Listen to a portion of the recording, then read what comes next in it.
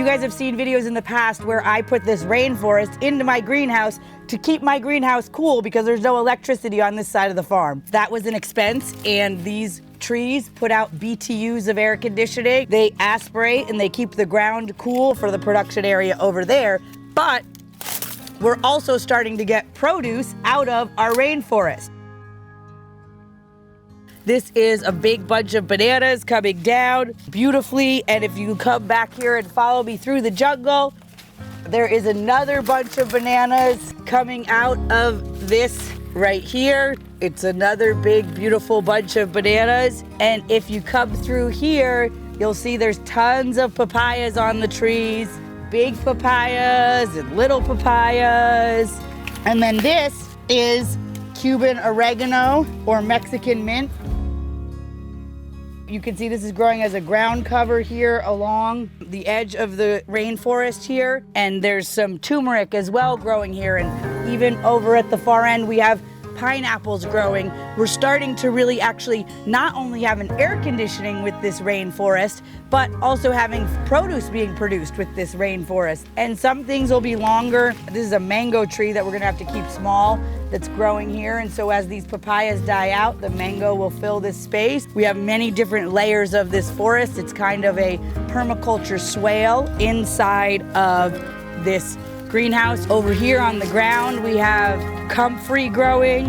The Comfrey is creating nitrogen and also bringing microbes far down to the roots. And we just did all of our soil tests, and actually our greenhouse had the best soil on the whole farm. You would normally think the greenhouse would not have the best soil because it's such an intensive area. But because we have this permaculture swale on both sides of the greenhouse, it's really causing tons of microbiology to be in the soil where all the tomatoes and the Spilanthes and all the rest of the stuff is growing has amazing soil. We're also doing a no-dig program here on the greenhouse. We just cut the plants off and plant the new plant next to it, leaving all the roots in the ground. It seems to be working. Year 2.5. We put this in November, just about 2 years and 2 months, and this rainforest is doing amazing.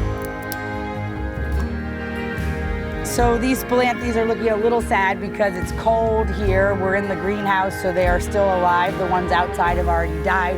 These are a plant from the rainforest and from Brazil, and the common name is the Toothache Plant. They're antiviral, antifungal, anti-candida. They make amazing tea. You can just eat them. It's kind of like a drug experience just for your mouth. It makes more saliva, it makes numbness, all different kinds of feelings in your mouth. And it's pretty amazing.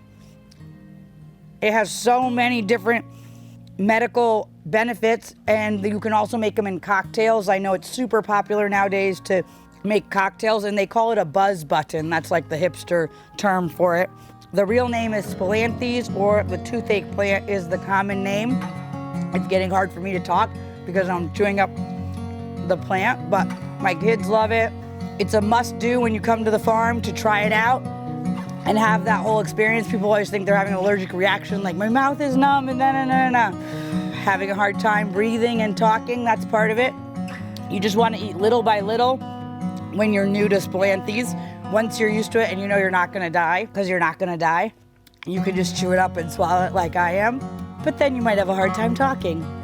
This is awesome medicine and awesome fun. You can find the Spilanthes on the farm in the greenhouse this time of year. We also put them all over outside during the summertime. We also make a throat spray that's for sore throats that has them in it. And we also make a bitters for cocktails that has them in it. You can buy the Spilanthes in our farm store. You can buy them at the farmer's market. The Ojai Farmer's Market is the #1 place that people like to buy them. But you can buy them at any of our farmers markets. You can also add them to your CSA box on our website.